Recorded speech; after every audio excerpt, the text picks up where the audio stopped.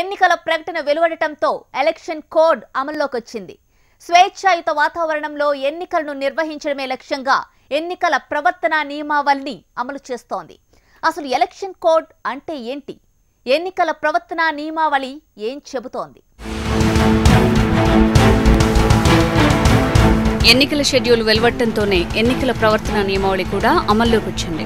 ప్రచారం నుంచి పోలింగ్ వరకు జరుగుతున్న అక్రమాలకు చెక్ పెట్టేందుకు ఈసీ ఎన్నికల నియమావళిని అమల్లోకి తెచ్చింది. ఎన్నికల నిర్వహణలో గతంలో ఎదురైన అనుభవాల్ని దృష్టిలో ఉంచుకుని ఈ నిబంధనలు రూపొందించారు. రాజకీయ పార్టీలు, అధికారంలో ఉన్నవారు ఏమేం చేయకూడదో ఎలక్షన్ కోడ్ తెలియజేస్తుంది.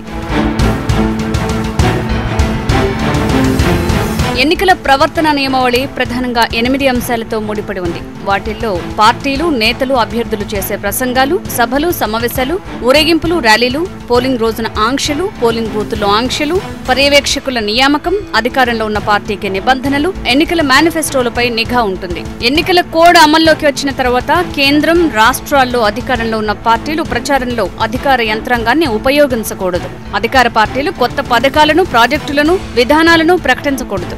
ప్రభుత్వ ఖర్చులతో మీడియా, ఇతర మాధ్యమాల్లో ఇచ్చే ప్రకటనలపై నిషేధం ఉంటుంది.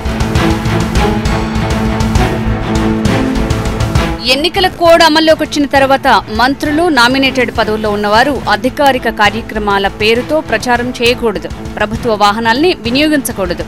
బహిరంగ సభల నిర్వహణకు స్థలాలు, హెలిప్యాడ్ల వినియోగంలోనూ అధికార పార్టీతో పాటు అనుమతుల విషయంలో అన్ని పార్టీలకు ఒకే నిబంధన వర్తిస్తుంది. ప్రభుత్వాలు ఎలాంటి తాత్కాలిక నియమాలు చేపట్టకూడదు. ఎన్నికల ప్రచారానికి వేదికలుగా దేవాలయాలు, మసీదులు, చర్చిలు, ఇతర ప్రార్థనా మందిరాలను ఉపయోగించకూడదు. ఎలక్షన్స్ కి 48 గంటల ముందు నుంచి ఎలాంటి ప్రచారాలు చేయకూడదు.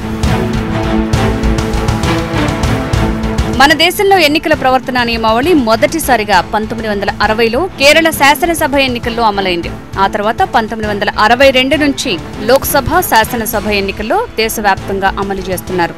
1979 అక్టోబర్లో అధికార పార్టీలను కూడా నియంత్రణ పరిధిలోకి తీసుకొస్తూ భారత ఎన్నికల సంఘం మార్పులు చేసింది. రాజ్యాంగంలోని 324వ అధికరణం ద్వారా సంక్రమించిన అధికారాల మేరకు ఎన్నికల సంఘం ఈ నియమావళిని అమలు చేస్తోంది. ఎన్నికల నియమావళి ఉల్లంఘన జరిగినట్టు ఎవరైనా ఎన్నికల సంఘానికి ఫిర్యాదు చేయొచ్చు.